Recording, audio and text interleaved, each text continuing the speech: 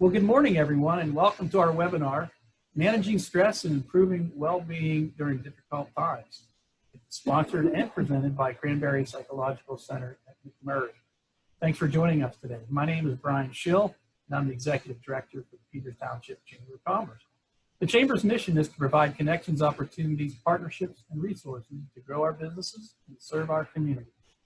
We promote, advocate, connect, and educate. In addition to Peters Township, our area of coverage also includes the South Hills and Northern Washington County. Joining us this morning is the Clinical Director, James Shamlin, and our presenter, Kelly Kazimir from Cranberry Psychological Center. Good morning. Morning. You guys are doing well.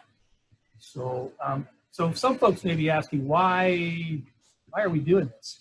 Well, we all know these are difficult times, and all of us have our different ways to deal with it. So I asked James if he would be willing to share their expertise with us, and here we are. Little Zoom 101. We'd ask that everyone please remain muted during the entire update. That will help to eliminate the background noise. This webinar is being recorded and will be available on our YouTube channel and our website. If you do have a question, we ask that you use the chat feature to do so. It's located at the bottom of the screen. So I'm just going to give you a little bit about Kelly. She wasn't expecting this. But.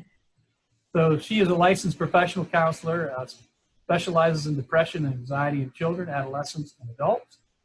She has experience helping clients cope with chronic health conditions, mood disorder, self-harm, attention deficit disorder, oppositional defiant disorder, and also partners with professionals to help parents advocate for 504 plans and IEP accommodation. Kelly also enjoys working with clients to maintain positive family dynamics and provides marital counseling. Kelly's approach is cognitive/behavior and behavioral. Take it away, Kelly. It's all yours. Hi. So as he mentioned, I'm Kelly Kazimir, and I am a licensed therapist with Cranberry Psychological Center. We are located on Washington Road. We have lots of different therapists there that treat everybody from children's to senior citizens and everybody in between. Lots of people treating family-based and marital counseling. Lots of adolescents coming in from local schools, and that's actually going to be a little bit about what I talk about today, is how COVID has impacted ourselves, our children, and our community. So my focus is going to be talking about self-care and the importance of utilizing healthy coping skills during this time. I'm going to talk a little bit about ourselves, our emotional selves, our physical selves, our social selves, and our work self. When we think about self, it's easy to just kind of give a generic gloss over, but it's really important that we look at the multifaceted person that all of us are, especially when it comes to self-care. So let me start by talking a little bit about emotional self-awareness. Emotional self-awareness is the ability to recognize and understand emotions and how they impact your behavior. You know how you feel and why you feel that way, and you can see how your feelings help how you feel, help others, how you can empathize and relate to the people around you. You usually, if you have good self-awareness, also tend to have an accurate sense of how your behavior affects other people, and you can regulate it accordingly. In terms of physical self-concept, that's the idea of how you are physically and how you are relating to others in a physical sense in regards to your appearance. It encompasses your health, your physical health, your body image, and the idea of someone's physical presence, including physical boundaries in regards to self and others. American philosopher George Mead's theory of social self is based on the perspective that the self emerges from social interactions, such as observing and interacting with others. We base our social selves on how other people view us, and that's kind of the definition I'm going to go off of today. Responding to others' opinions about oneself and internalizing external opinions and internalizing feelings about oneself. Basically, I surround myself with friends and family, and my perception of how I feel is based on the feedback that I get from them. And finally, the work self. I think this is a part that we don't see as often as kind of another dynamic. We think of that's just Kelly at work, but there's a work self. This is what you are kind of known for at work. This is how you present yourself at work. Ideally, it's the best part of you. You know, you want to be seen as the responsible, the outgoing, the engaged. Unfortunately, sometimes, you know, the not so great stuff goes along with that as well. But the work self, you have, to some degree, a lot of choice in how you want to be represented and how you want to be identified at work. And obviously, the longer you work somewhere, the more facets there are to that. But initially, you go in there with your best, you know, foot forward, and hopefully that's how people kind of get to know you. So the other two components that we want to look at in regards to all of the coping skills and the self-care is stress. You know, we use the term stress a lot. We probably all use it at least once a day. I'm feeling really stressed, or that's going to be a stressful event. Stress is not always a bad thing. It's a lot like anxiety. We kind of need it to motivate us, to keep us going. If none of us had anxiety, we wouldn't get up and go to work. We wouldn't pay our bills. We wouldn't do these things. It's the difference between acute and chronic. So acute stress, for example, it would be resulting from like a specific event, situations that involve novelty, unpredictability, a threat to the ego, and leave us with a poor sense of control. So a stressful event that just happened. This is what we call on-the-spot type of stress. And it can be good for you because the stress hormones released help your body and mind deal with the situation. So just as I was feeling kind of stressed about this today, it's good because it got the right hormones released, and, you know, hopefully I am pulling it off. So otherwise there's the chronic stress. And this is kind of what doctors actually refer to as deadly stress. This is day in, day out experiences of anxiety, of feeling under a great amount of nervousness and stress, and feeling kind of like you have little control. So this is a stress resulting from repeated exposure to situations that lead to release of stress hormones. This type of stress can cause wear and tear on your mind and body. Many scientists think that our stress response system was not designed to be constantly activated. This overuse may contribute to the breakdown of many bodily systems. So over the years, and just kind of going to my own doctor's appointments and doctors being interested in what I do, we've talked about the impact of long-term anxiety and long-term stress on the body and what it can do to the heart and to the brain and to the nervous system. And it's so important to manage that kind of chronic stress. So why do I talk about all of this? Why do I talk about the selves and the stress when we're talking about COVID and we're talking about self-care? Primarily because we've all been affected by it. I know when I first heard of COVID, you know, December, January, when you heard that it was happening in China, there was a very naive part of me that was like, oh, well, I'll be fine. Like everything will be fine. And I think I just wanted to put my head in the sand because it was a scary concept, you know? And then as it made its way to the United States, and you heard about it in Seattle, and then you heard about it in California, and it was like, oh, this is inevitable. This is going to come this way. We're all going to be affected. So it went from this like situation, and now here we are in mid-August, and it's become a lifestyle, truly. You know, it's become this moment of trauma and panic that I remember in March. I was just speaking to my sister this weekend about, you know, that day that we were all like sent home, like everybody just go home from work. And she was joking about, she went to the grocery store. Her husband was like, go to the store. We're not going to have food. We were all in this like really crazy mindset. And she's like, I went and bought this jar of marinara sauce I never heard of before that was like $13. And it was like the only thing I bought, and I left the store with it. And we were laughing because we were all kind of in that mindset of like, grab what you can. We don't know what this means. We don't know what this looks like in a week from now or a month from now. And we're able to look back on that now and laugh. And luckily, for the most part, grocery stores are restocked with more reasonably priced spaghetti sauce. But the point of it is like, who would have thought? Who would have thought in March, when it was that kind of, we're done here, like we're shutting down schools, we're shutting down businesses, work from home if you can, don't go out as much, like, you know, as little as possible. And now we're in this lifestyle of, we go to the store and we put on masks and we sanitize throughout the store and we try to touch as little as possible and we keep the 6 feet distance. And although we've accommodated it, it's still stressful. You know, I talk to my clients about this so much, and I remember one of them telling me that they felt silly admitting that they were stressed when they came home from the store. And I was like, you and everybody else, you know, not to minimize how they felt, but normalize it. We're coming home from the store and lysoling our plastic bags and washing our hands. And, you know, there was a point in time where I would just give my kid a bath when we got home because I was like, I just can't, I feel like I can't manage this well enough. And although we've adapted and we've learned that maybe certain things are not as bad as they were, other things are. So initially we were told, you don't have to wear a mask, it's no big deal. And now it's like, you can't leave the house without one. So as scientists and doctors and health professionals learn about this, we're learning about it at the exact same time. And I think that's a big part of the fear of this. We're so used to the people in charge, the grown-ups, as I say, telling us, hey, this is what we know about it, and this is what you do to stay safe. We're learning and they're learning at the same rate. So there's a lot of unknown there. And when we feel out of control, we panic, we stress. And when it becomes a daily event to go to the store, for people who have had to go back to work, that's chronic stress, living in that state.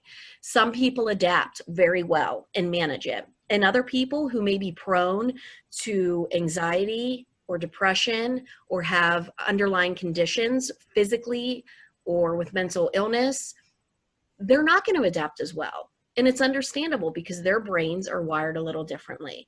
So people who have had trauma are also dealing with that and feeling like this might trigger them in some way. So all of that being said, when I talk to my clients, when I talk to my friends, when I talk to my family, one of my biggest things is I try to say, what do we have control over? And not much. I mean, in all reality, in terms of the illness of the virus, we don't have a lot of control over it, but we do have control over how much we expose ourselves to it. So how much we have the news on. You know, we don't have to read every article that shows up on our phone. Turn off our alerts. I don't mean to put ourselves in the dark and play ignorant, but we also have to kind of manage the gray area and say, how much am I going to engage this today? Am I feeling specifically anxious about work right now, or my children right now, or my parents right now? I might manifest that into really honing in on COVID and the fears that I have with that. So I think it's really important that we manage the information we get, and we do it from news sources that we feel trusted, that we feel we can trust. And that's a personal choice. But looking at actual journals, hearing actual doctors speak about this, so you don't feel like this was filtered through this, or this was just hearing it from the horse's mouth of this is what they're telling us, because these are medical professionals whose only job is to keep us healthy and keep us safe. So let's listen to what they're saying. And that in and of itself can feel like, you know, you take some control of the situation. The other thing that I try to focus on is, you know, a lot of what the topic is today, which is that self-care and taking care of ourselves and our family. I know that during quarantine, there was a lot of feelings of fear, and almost like people would describe it to me almost like claustrophobia. Like, I feel like I can't leave this house. And I feel like if I do, the more scared I am. And every day that goes on that I have to stay in this house, I become almost agoraphobic. I feel like these walls are closing in. I feel like I'm afraid to leave again. So again, looking at how do we control that? How do we manage that? And we do things like get outside as much as we can. So we were fortunate, if I can use that word, that this happened around the time that it did, that it was March going into spring, going into summer, and that it is still summer, that we do things like get outside, whether we sit on our porch, we sit on our deck, we take a walk around the yard, we take a walk around the neighborhood if we're fortunate enough to live in a neighborhood in which we can do that. We spend time outside, we get fresh air. There are thousands of studies talking about the benefits of sunshine and fresh air and reconnecting with nature. Doing something as simple as walking in your bare feet in the grass has been shown to elevate mood in people who have depression. So even if you don't have depression clinically or diagnostically, you will still benefit from connecting with nature in some way. So taking advantage of that situation and just trying to connect and be with your kids outside. You know, they're always begging to be outside anyway. This is good because it's not just good for them, it's good for you. And all of these self-care tips are good in almost every sense of the self that I'm talking about. So, you know, making sure that if you're working from home, for example, going to that work self, I want to talk a little bit about having that schedule. If you're somebody who's going to be working from home for who knows how long, you know, our hope is that there is a vaccine and something happens quickly and things can be safer sooner rather than later. But if not, if that's not an option right now, figuring out how to work from home in a healthy way, having a structure and having a schedule. I think the first month of working from home in quarantine, it was like kind of a national joke of people like, I don't know what to do with my day. Like, is it, do I have to set up and have like an organized office? Do I need to take my normal work breaks and my normal lunch? Yes, you have to have some sense of structure and some sense of normalcy. If you don't, you're going to fall into that funk of this doesn't feel like work. And then you don't put the same effort forward, which leads to anxiety, and it's just a big mess. So with working from home, it's important to have structure, to take your breaks, to stay hydrated, because it's easy at your own house to not think to get up and walk around and go to that water cooler or go to the kitchen.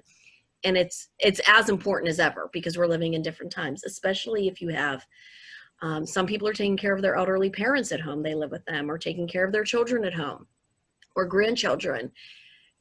It's a whole different ball game that leads to a different level of stress. And that is that acute stress that, again, I think some of us thought would be acute, but it's become kind of chronic, and managing all of that is difficult. So taking that time, having structure, having your partner, if possible, balance that out. If they can watch the kids or check on your parents while you're working, and vice versa, or work with your boss and say, could I check in on Saturdays, because Thursdays are a day that I have to do a lot with my elderly parents or with my children, and see what they're willing to do.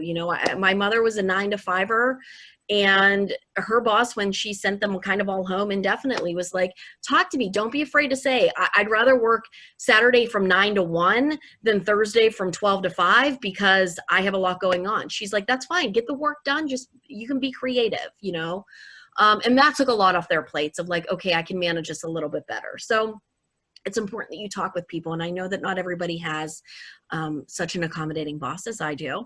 But it's important that they have to understand that things have to change. It can't be the status quo all the time. You have to be able to have that flexibility and have that support, because if you don't have it from the top, it can quickly crumble at home.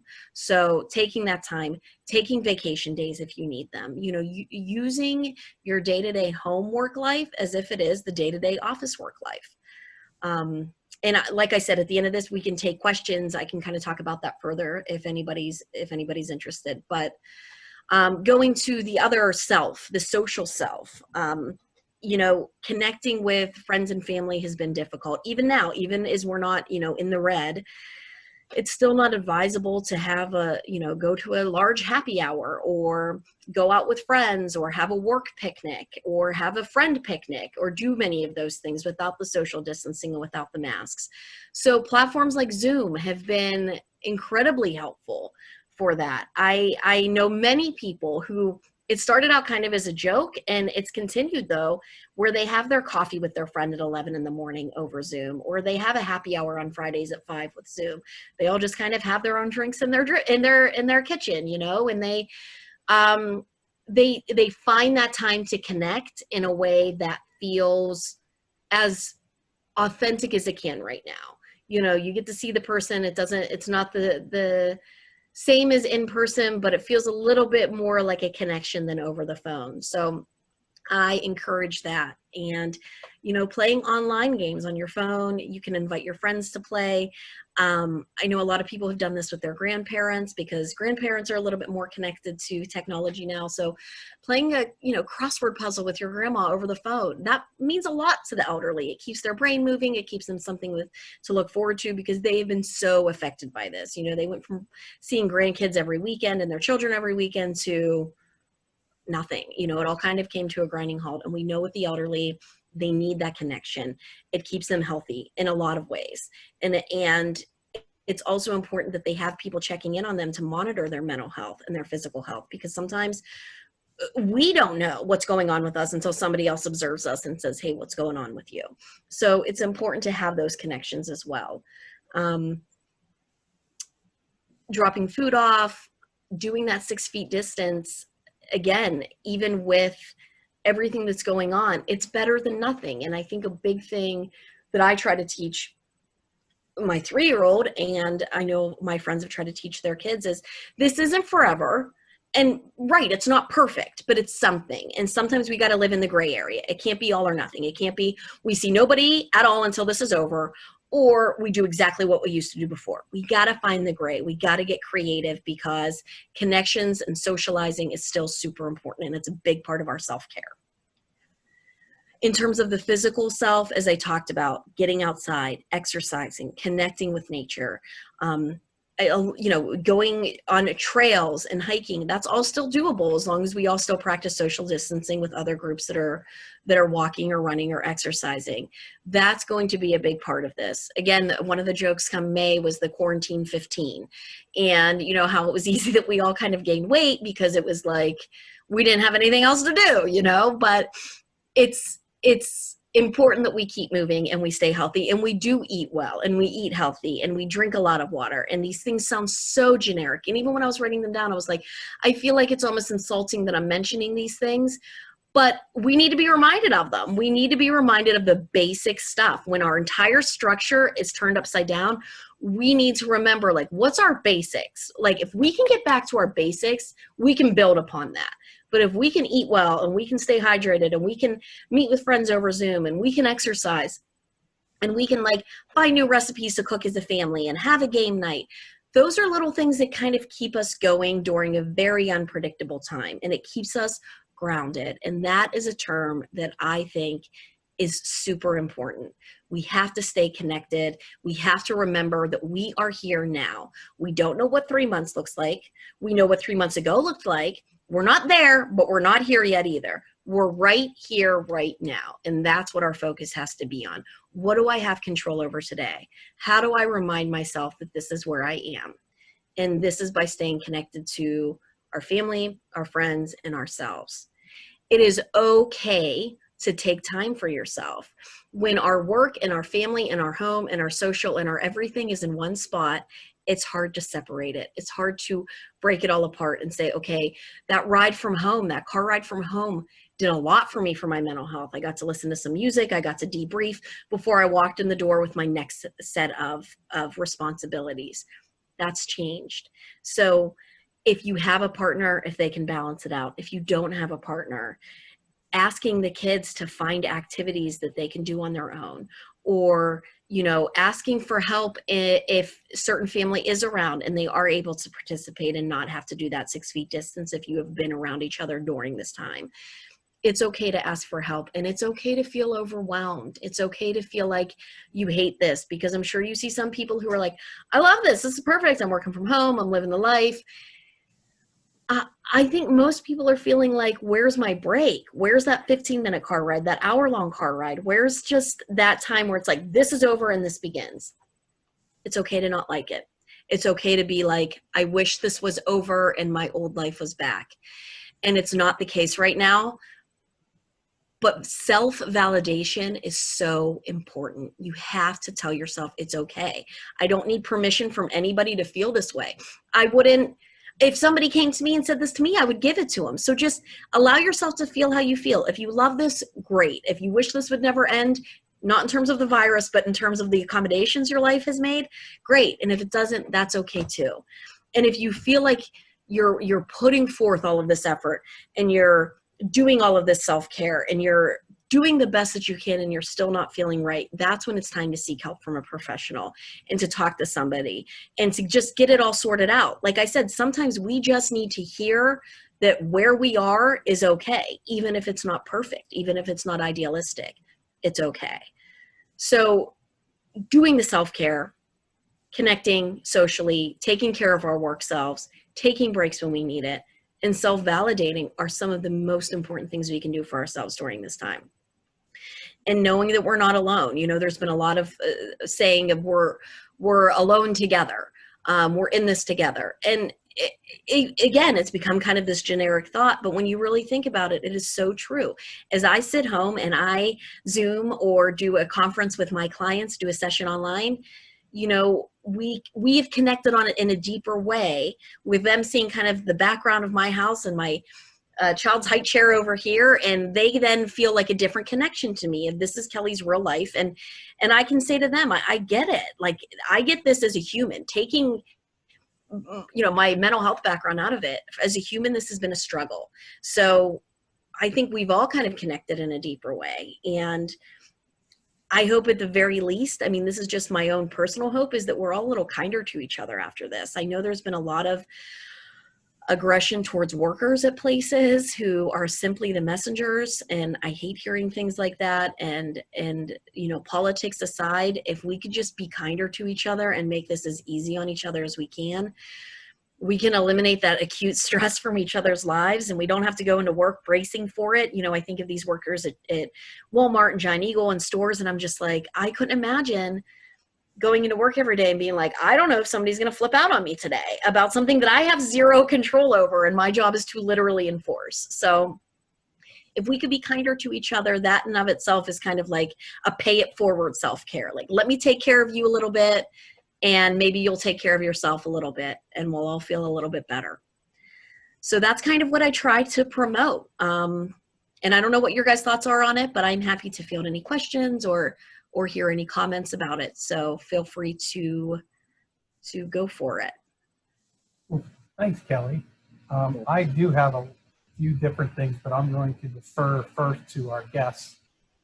Since there's only a few of us today, if you have a question, just raise your hand there, and I'll recognize you and you can unmute and ask the question outright. So while you're thinking, I will say a couple things. The great message. The biggest thing that I took away, one of the biggest things was, and I don't do this enough, is just get out. Get out with nature. I haven't been barefoot in the grass, and we've had a great summer. Yeah. It's like, I don't know. I'm not sure if we could ask. It's just normally raining all the time. And every day I get up, I look out, and there when it was really hot, and said, it's almost like the beach without the water and the sand, because, you know, you feel that. But the weather's been great, so I'm going to kick off my shoes and at least walk around my yard. But to know there's different things you can do. If you ever have, or if you have a list of things that you might be able to share with us that I could send out, that would be awesome. As to, you know, just an idea, just as a, like you said, as a reminder. And I took that to heart too, because you made me think of this whole get out and get out and about. And it actually works out pretty well with our fundraiser that's coming up, our move-a-thon. We're actually asking people to get out and move either with yourself or with your family, with your colleagues, with your friends. So, you know, just get out and maybe go for that hike, maybe go for a walk, you know, just go out in the woods or go to Peters Lake, walk around the lake. So eat dinner outside, have lunch outside, just things that you wouldn't normally think to do. And while you're sitting out there, you might just say, you know, I want to keep staying out here. Let's go. I've had clients who, they're like, I picked up fishing. Like, I never thought I would do that, but it was something to just do and take the kids and like not be just so sitting around watching electronics. So yeah, my son wanted to eat his Happy Meal outside one day, and I was like, okay. And we did, and it was really nice. And then it was like, let's get some things out and let's play out here. So you're right, just getting out there, sometimes it starts to fuel and brainstorm, and you feel like maybe you want to stay out there. I saw a great meme a couple of weeks ago that said, Pittsburgh not in quarantine summer, and it's, you know, pouring down rain and it's freezing cold, and it said Pittsburgh summer in quarantine, and it's absolutely gorgeous. And that was the way it was. It was like, we have this beautiful summer, we should take advantage of it, because we're not always that lucky in Western Pennsylvania. Absolutely. Yeah, like you mentioned, I've had so many people that have just talked about, trying to tune away from negative things. A lot of times people are scaling a little bit back on social media, scaling back on the news, obviously. And my thought is always, okay, that's a positive, but what are you tuning into? So what you're mentioning reminds me, for that time that otherwise I would be maybe spending on that couch, looking over and reading more news or social media, get out there and just sit in the grass and just take in nature and just look up at the sky, whether it's a nice sunny day or whether it's a beautiful starry-eyed evening. Take advantage of that and just relax. That brings up another interesting point. I haven't done it yet this year because it's been sort of hot, but now it's cooled down a little bit this week. How about throwing a fire in the fire pit? I haven't done it at all this year for a lot of reasons. I'm usually busy, and then of course sometimes it's just so hot in the evening. But tonight would be a great night just to uncover the fire pit, throw it in there. Maybe even if you get the iPad out, or maybe you just sitting there, get your family out or whatever. Maybe even make some s'mores or something like that. And it's another opportunity to get outside. I hate to bring back any recent memories for you, Kelly, but I'm not sure if this makes sense. But a lot of times what I find myself thinking about in a stressful situation is the old Lamaze classes way back, because my kids are pretty old now. And that's the cleansing breaths. Just nothing else, just to take some deep breaths and and if you did that while you're out in nature, that's a twofer, right? So, Exactly. But yeah. And then the one other comment I did have is, I hope I don't sound crazy, but if someone wants to call me on the phone or, say, hey, Brian, I want to hear more about the chamber, I say, let's Zoom. I'd rather do that than just talk on the phone. Before I would have never normally done that. We've Zoomed before, but not for a one-on-one call normally. I like it much better than just a regular phone call. If nothing else, then you get to see the person and you get to see the background and things like that. So and I don't have Zoom burnout by any means, and I'm on Zoom all the time. So but I look at it as a step better than a telephone call or whatever it is. So those are some of the comments I had. I don't know if anybody else had anything, but I really appreciate it. Carrie. So I actually have a question. So I am an executive director for a local organization, and where Zoom burnout is actually really real for us. But I actually have a question about how do I work with my staff on work-life balance? And we're not even going to talk about the one that's actually in this webinar because she's really been doing well with that. But I have a real concern for my staff. I'm seeing emails coming through late at night. I'm hearing rumblings of I'm working until 8, 9, 10, sometimes 11 o'clock. I mean, our mission is very dire and real, and the abuse that we're seeing with our kids right now is horrific. But I'm really concerned about their long-term mental health, their burnout, and just them as people. So how do I, as their leader, other than demonstrating, how do I really say, guys, I need you to step back? So a couple of things. One of the things I would recommend is, and I'm sure you're doing this by demonstrating it, but I would be careful not to respond to those that late at night. You know what I mean? It is because then they're thinking like, well, she's up too, so I can have this conversation, or then this is okay. You know what I mean? So even if you are up to, it's important that you just kind of compartmentalize that and say, that'll be tomorrow morning because that's when work starts again. And I get it. It's you have a job that's kind of all encompassing. And like you said, it's not a 9 to 5. It's not like, well, everything will be fine until 9 tomorrow morning. I totally respect that. I think what's important too is to tell your employees that, if you're working till 8 or 9 for reasons because of, phone calls that are coming in or emails that are coming in, can you lighten your load a little bit the next day or the next week? Sometimes it's like, this has just been a crazy week. So is the next week a little bit easier for you to Like, don't go borrowing worry. Don't go borrow. If you're having a light week, enjoy it, because we don't know what the next week's going to bring.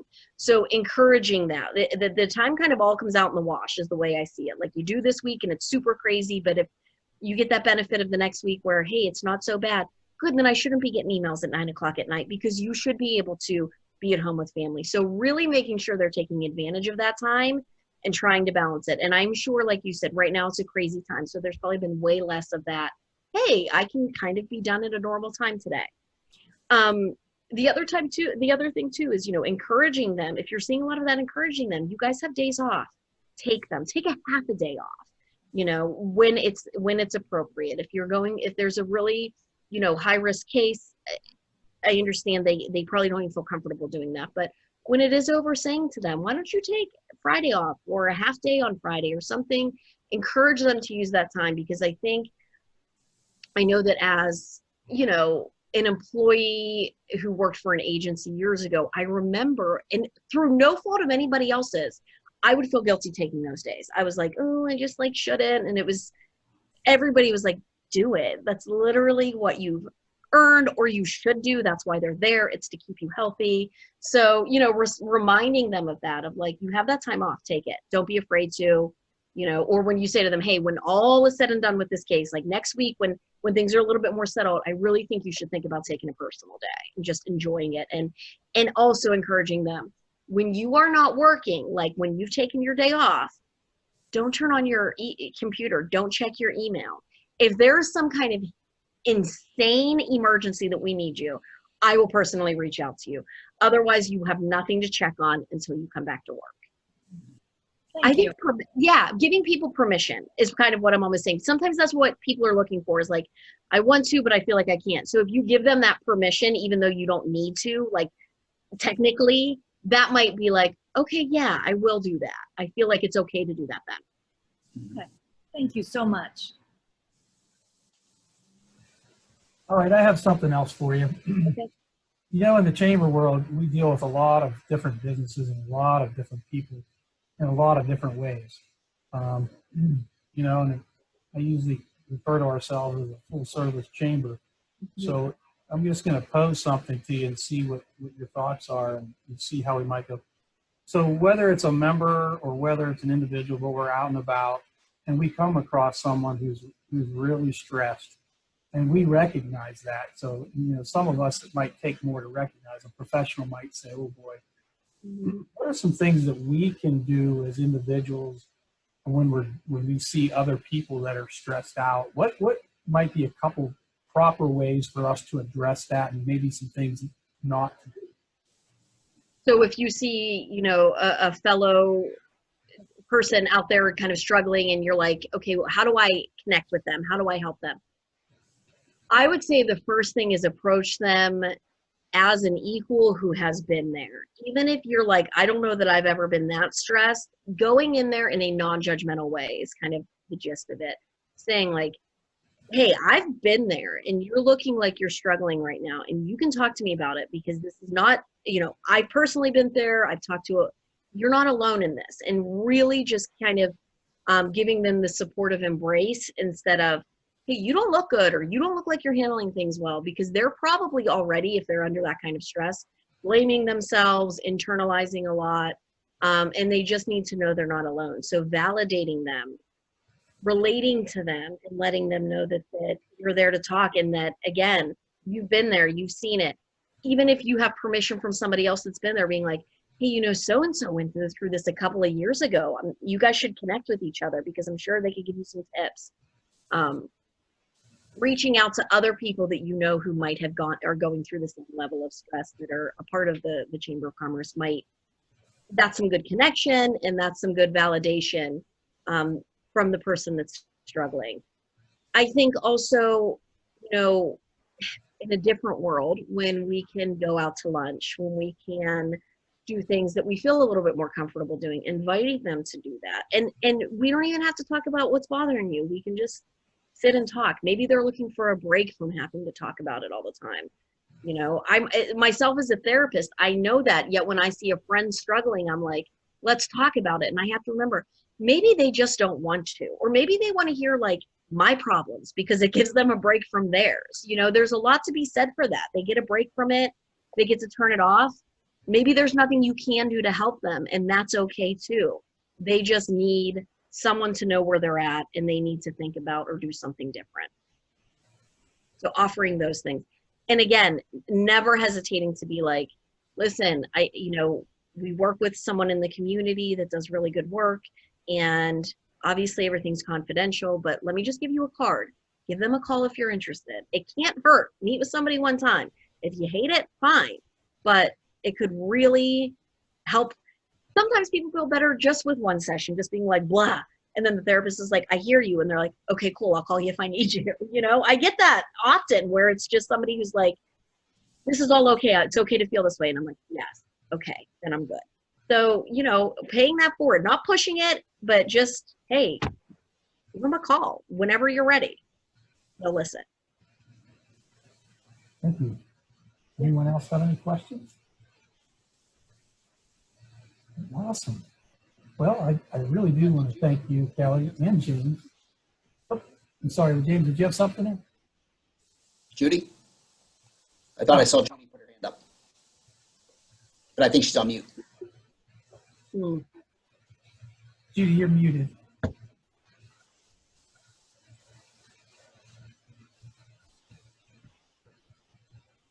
I'm not sure we haven't got audio on you, Judy.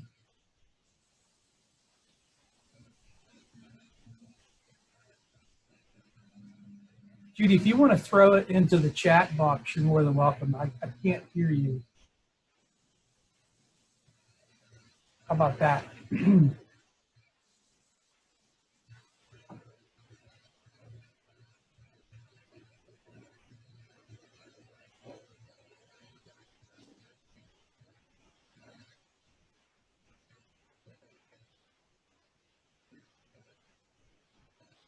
There she is. Oh, she's putting that in. Anybody else? Kelly, James, do you have any final words? I mean, you know, if we don't take care of ourselves, nobody's going to do it for us. That's a very true statement. So as much as we give to other people, it's the very cliche idea of, you know, if you're in a plane and it's going down and you're with children, you put the oxygen mask on yourself first so that you're able to save them. And it's the same idea. For as much as we do for our family and our friends and our work, if we don't take care of ourselves, we're no good to anybody else. And nobody can do it for us. It's not even that nobody wants to do it for us. Nobody can do it for us. We have to say, I want to feel better, or I want to do better, or I want to just feel more in control. So we do just basic daily foundational things. Drink more water, we get good sleep, we eat healthy food, we have some fun, that kind of thing. Good. And the last thing I'd like to share is that, you know, I take a lot of joy in working with the people that I do. And in a lot of ways, they've helped me, and we help each other kind of cope through this very difficult time and very difficult year. And that's a real blessing. And but we are here for anybody that you know, yourselves, at any time. And I always consider the people I work with, they're mental health warriors, you know, so they're happy to accommodate as they possibly can, make themselves, you know, a convenient time to schedule for you, but they really do a great job of helping people work through some of the most difficult struggles in their life. So I'm very proud to say that I work with the people I do, like just like Kelly. Awesome. I see Judy put her question in there for us. Thanks, Judy. As a kid of an agoraphobic mother, I see tendencies occurring in my new work from home world. Is there a stop button? Oh boy, great question. Yep. So my first, right off the door here, I think, challenge it. Challenge it before it becomes the norm to be inside all day, every day. Even those days where it's like, I don't want to. I don't even want to step foot out of my house. Step a foot out of that house. Drive to the store. Even if you're like, I don't need to be here. Drive to it and drive back home. But get out of the house, because it is a slippery slope, especially with family history. But for any of us, like I said at the beginning of this, it was like the worst thing in the world you could do was leave your house. And then they're like, no, you can. And it's like, well, people's brains have to adjust to that. We were told this was a very scary, scary thing to do. And now we're told we can. So absolutely challenge it. Sit out on your porch for an hour or 15 minutes or whatever you can muster, but get your foot out that door, get your foot in your yard, get in your car, do something that challenges it every day so that your brain kind of has to change the way that it's wired right now. It has to change a lot of the pathways it's made. And you have to be the one to disrupt that and change it by saying, no, typically we would stay inside all day, or typically I would not even go outside. Do it. It will be scary at first. Do some breathing, reward yourself with something when you're done, but do it. It's the only way we kind of keep ourselves from that slippery slope, like I said. I think we should just all go outside together. We can go out for ice cream, you know. But Judy, I want to thank you for that question, because it really brought back memories. So what we did here at the Peters Chamber when COVID hit, a lot of chambers felt the pressure, the financial pressure, so they shut down.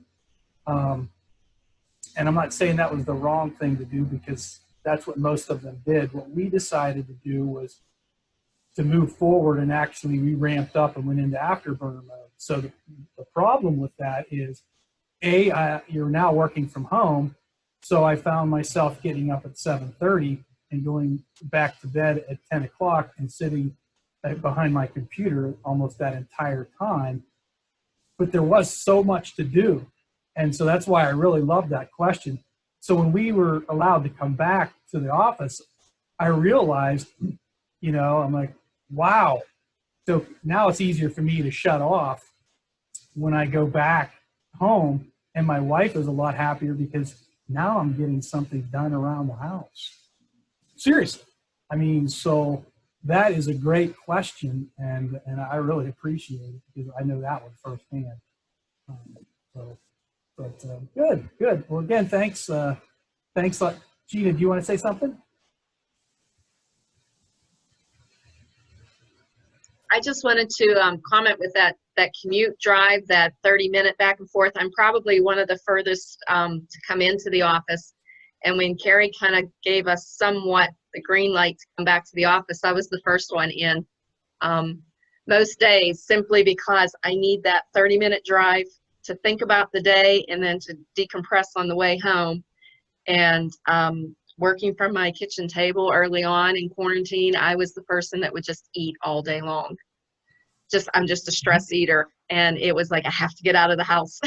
So, you know, just me being able to come into the office, even if I'm the only one here, and what I can get done in 4 hours by myself is almost equivalent to an 8-hour day anyway.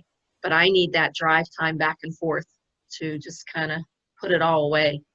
Mm-hmm. Yeah, definitely. And I've recommended to people too, if you are not back in the office, or it's not looking like you're going to go back in the office because of whatever, take a drive if you can, you know, just get in the car and listen to some music and put the window down, make the best of it. But I relate to that as well. That's such an important part of breaking up the day. I'm like, okay, now I'm going to do this. Now that's over and I'm going to do this. It gives you that break. So I totally understand that. Yeah. Sure. Excellent. Good. Well, thank you. So I think that's good for today. We really appreciate everybody being on with us. Very helpful for me, and I know it's helpful for you, and I see the comments there. We appreciate those. But, just want to let everybody know that the chamber is open for business. The physical office is closed to the public, but if you need to get in touch with us, email is best. info@ptcoc.org, or you can call us at 724-941-6345. And also be sure to check out our Facebook page to see what's happening. We do have the recordings of all of our webinars on the website and on the YouTube channel, and this one will be there as well. So if you would like to take another peek at it, and for those of you who couldn't make it today but are watching, thank you for watching. One more thank you again to Kelly and James, and to Cranberry Psychological Center at McMurray for sponsoring today's webinar. Stay well, my friends.